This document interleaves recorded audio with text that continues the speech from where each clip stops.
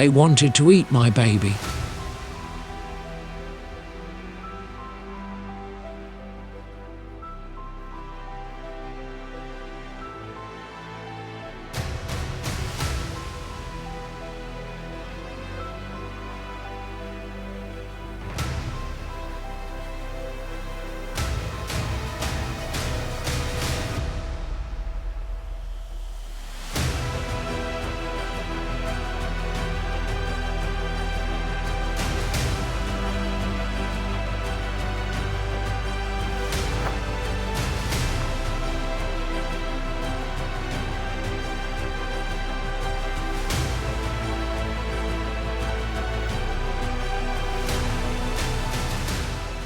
I don't know if we're gonna make it to that location tonight.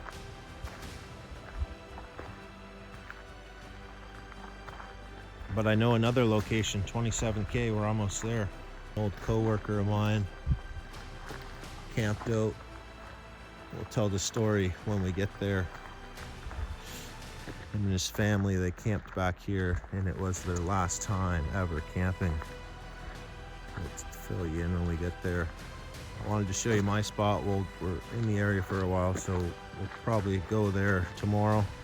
And there's a really nice waterfall too up in that area I want to go to too, but it's gonna be dark in like half an hour, so we don't really have time to do all that today.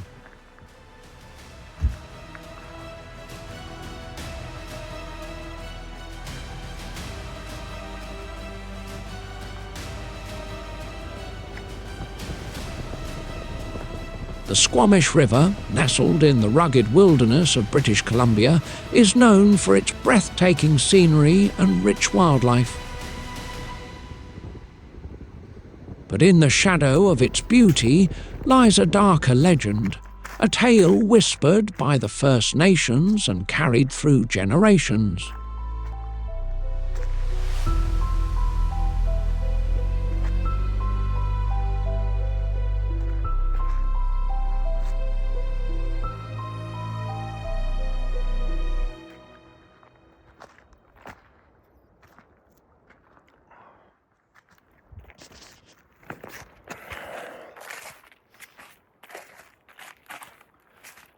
Okay, we are here at our first location that we're going to stop at, and it's probably going to be our last location of the trip. Got some pretty sad news again about the Jeep. A while back I had some axle problems. I had it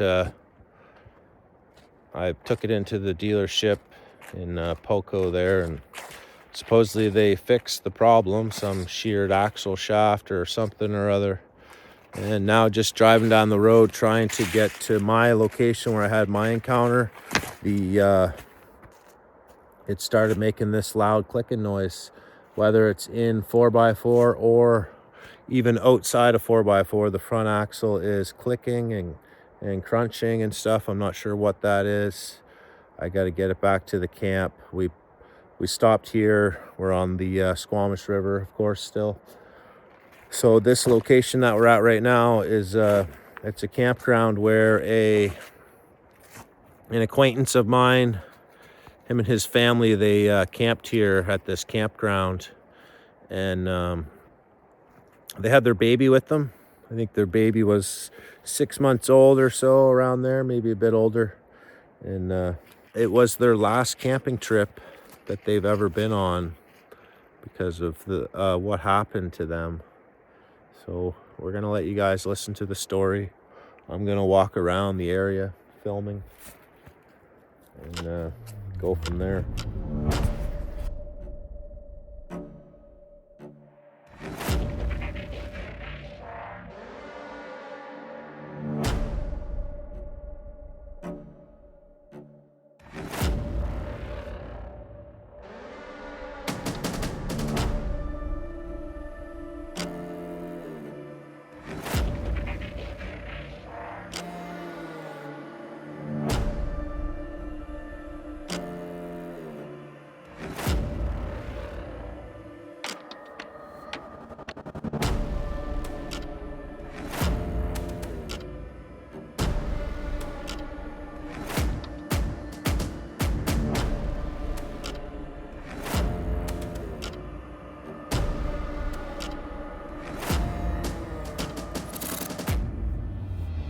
a Sasquatch encounter. The Squamish River winds its way through the dense forest, its gentle murmur harmonizing with the rustle of leaves in the breeze.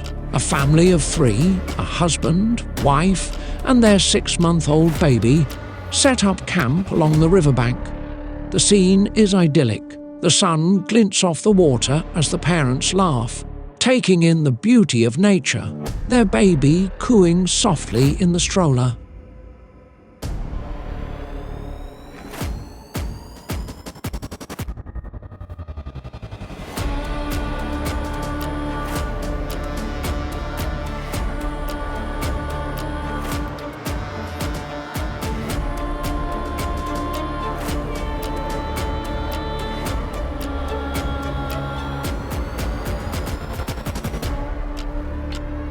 A day in paradise.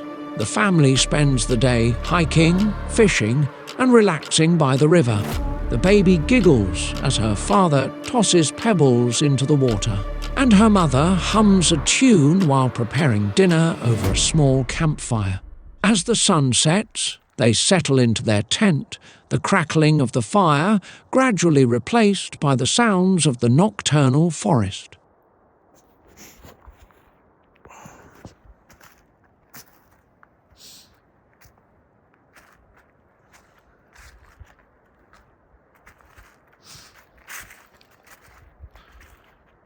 So this old acquaintance of mine, he was an old co-worker. Me and him used to go out once in a while off-roading and things like that back around this area. And he used to frequent this area quite often up until what happened. So we'll get back to it. Him, his wife, and his baby, they were camped up. They were all set up. They had some dinner and stuff, I think, and were sitting around the fire, or got in their tent and everything, and settling down for the night. And the family had come seeking a peaceful escape, but as the sun dipped below the horizon, the wilderness revealed a different face, a face neither peaceful nor kind. Night falls, the once soothing sounds of the forest grow unsettling. A distant knock echoes through the trees, rhythmic and deliberate, like a signal. Then another knock, closer this time. Father whispering, "Did you hear that? It's coming from the forest, like someone hitting a tea tree." A chill runs through the air as low growls and rustling surround the tent. Suddenly, the baby starts to cry, her wails piercing the stillness. Outside, the sound of sniffing and soft padding grows louder. The family wasn't alone. Drawn by the fresh scent of the baby, a pack of coyotes circled the tent, their glowing eyes piercing the darkness. The father unzips the tent, stepping out with a flashlight and a hunting knife. He yells, waving his arms to scare off the coyotes. They retreat, but don't go far, their silhouettes lingering at the tree line. The coyotes return minutes later. The coyotes are back, bolder this time. 1 inch closer, sniffing the edge of the tent where the baby lies inside. Mother panicked. They're coming back. What do they want? The father charges at the coyotes, shouting and throwing rocks, driving them away once more. But this time, as he watches them scatter into the trees, he notices something odd. The coyotes aren't running scared. They're retreating, almost as if called back. The encounter frustrated and determined to protect his family, the father follows the coyotes, his flashlight beam cutting through the darkness. He stumbles onto a narrow dirt road and freezes. Standing in the middle of the road is a massive figure, at least 8 feet tall. Its broad shoulders and thick, fur-covered body seem almost to blend with the trees, but its glowing red eyes are unmistakable. At its feet, 2 coyotes sit obediently, like loyal dogs awaiting their master's command. The father found himself face to face with the legend of the Squamish. A couple of coyotes approached their tent. coyotes were walking around the tent, sniffing around. He got out and chased them off. So he said there was 3 of them, and he chased them all off. And then I think they came back again, sniffing around. So any predator, as we all know, any predator that's sniffing around, it was more than likely sniffing around for the baby, because all predators, they go after the young, and the scent of that baby is more than likely what they were smelling. A coyote howls in the distance. The camera pans to the dark tree line where something massive shifts just beyond sight. Predators have always known. The weak, the wounded, the young, they can smell innocence, sense helplessness. In the wild, it's the natural order. But what happens when something unnatural joins the hunt? What happens when they come for your baby? Face obscured, hands trembling as she grips a mug. Her voice quivers. Mother whispering, I swear to God, they wanted to eat my baby. Not just the coyotes. Something bigger. Something worse.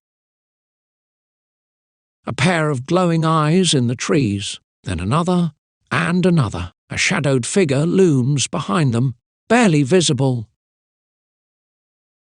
Deep in the heart of North America, strange reports have surfaced. Hunters, fishermen, and campers claim that coyotes and Sasquatch are more than just neighbours. Some say the creatures have forged a dark alliance.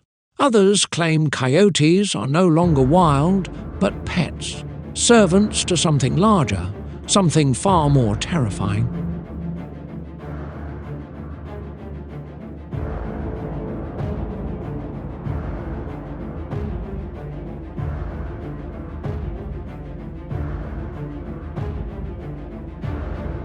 To an old fisherman, voice hoarse with fear. Fisherman, we were night fishing. My grandson was in the boat, just 5 years old. Then we heard 'em, coyotes, yipping and crying on the shoreline. My gut told me something was off. Then the woods went dead quiet. And then, the smell. Rot, wet fur, something old. The boat started rocking. Something was out there, in the water, watching, waiting. Sound design, heavy breathing, a low guttural growl, a splash in the water. Coyotes cry out, a warning, a signal, and then the silence. That's when the real hunter arrives. Experts believe Sasquatch may use coyotes like trained bloodhounds, letting them flush out prey before moving in for the kill. And the pattern is always the same. They go for the young first. A shadow moves between the trees. Coyotes encircle a campsite. Is it instinct or something far more sinister? The wild has always had its monsters, but what if some of them aren't supposed to exist? The mother stares into the camera, eyes hollow. Mother trembling, they didn't want me. They didn't want my husband. They wanted my baby. And I think next time, they won't let us get away. A distant, unnatural howl echoes.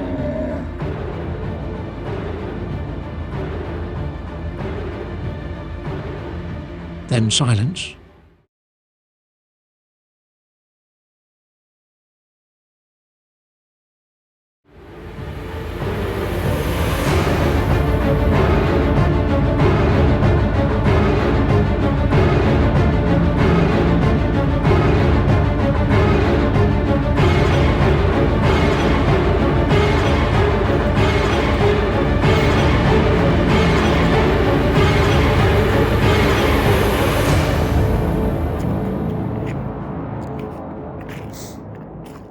And then it was again, they came back, and this time he really wanted to scare them off, so he threw some rocks and sticks at them and really got out of the tent and really chased them off and went right out into the main road here just outside the campground, chased them right out to there. And when he chased them out, I think he was chasing one or two of them, but when he chased them out and he went out and got out to the road, standing in the middle of the road was a massive Sasquatch standing there with two coyotes standing at his feet.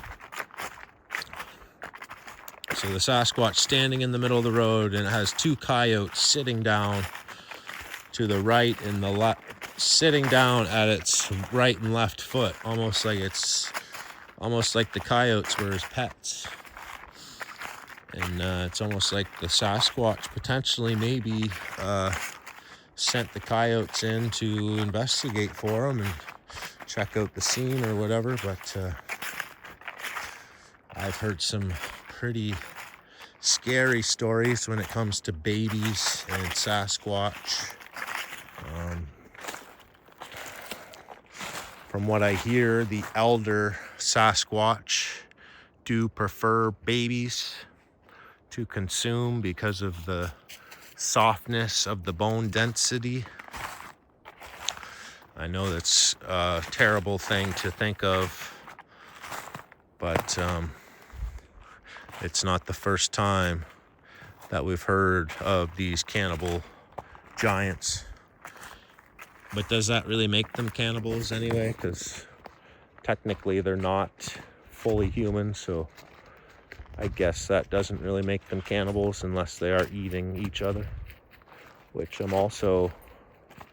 also I hear quite often is that Sasquatch do eat their dead, and that's another reason why the bodies are so hard to come across. Bones and all. Yeah, from what I hear, some of the elder Sasquatch, their teeth are not so good anymore. Some of them may not have teeth, and they just kind of like them soft babies to chew up. So, getting in a little creepy zone here. It's been a while since I've been out. Been cooped up in the city for a while. A few months dealing with a bunch of court stuff, and maybe we'll talk about that later. I don't know.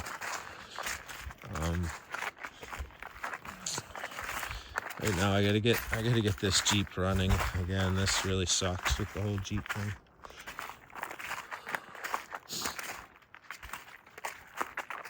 I need that Jeep to do what I do.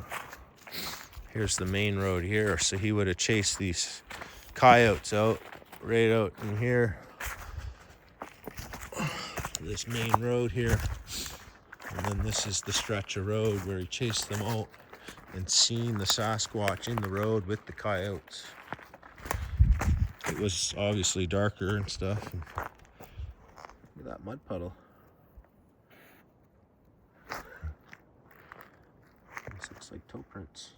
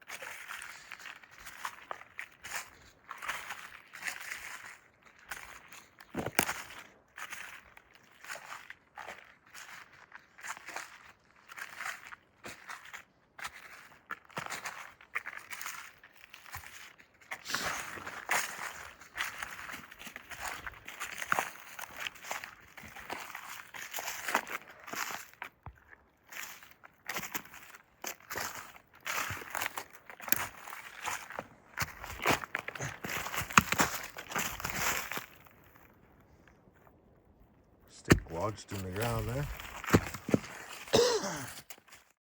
An enormous male Sasquatch. The creature stood motionless, its piercing gaze fixed on him, radiating both power and menace.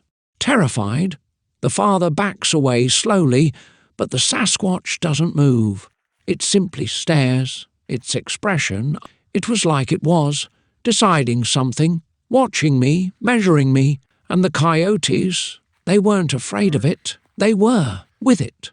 The father retreats to the tent, his heart pounding. The escape back at camp, the mother is frantically packing their belongings, the baby crying in her arms. We're leaving. I don't care what we leave behind, we're leaving now. The family hastily throws everything into their car. As they drive away, the father glances into the rearview mirror. On the edge of the road, he sees the Sasquatch again, standing tall and unmoving, its eyes glowing faintly in the darkness. In the legends of the First Nations, Sasquatch are said to take an interest in children, offering them to their elders, whose toothless jaws prefer soft bones. Whether a guardian of the forest or a predator of the unknown, the Sasquatch remained shrouded in mystery. But for this family, the mystery was too close for comfort. The car speeds down the dark road, the forest closing in behind them. The camera pans back to the Sasquatch, now disappearing into the trees, the coyotes trailing at its heels. They never camped again. The wilderness, once a source of peace, became a place of fear, a haunting reminder of what they encountered along the Squamish River. Some call it legend, others call it a guardian. But one thing is certain, out there, in the shadows of the forest, something watches. 'Cause the sounds of the forest swell, a distant knock, the cry of coyotes, and the faint rustle of something far larger. Yeah, I haven't heard the axle problem again on the way out. It is almost dark. Skylee found a really nice drink of water here. She's gonna go fill the bottle.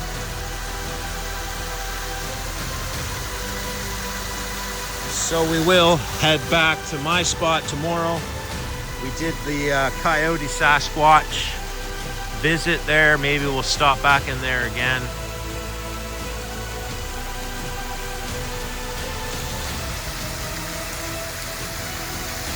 Fresh as it comes right there.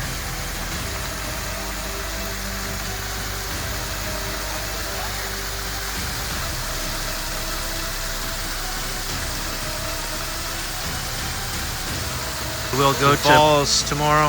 Me and Skylee were there before. That's where the native elder has told me his grandmother's Sasquatch encounter. We will revisit that, and we will take the drone. Thanks, Skylee.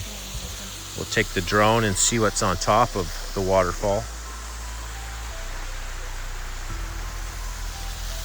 For now, we're heading back to camp. It's gonna be dark.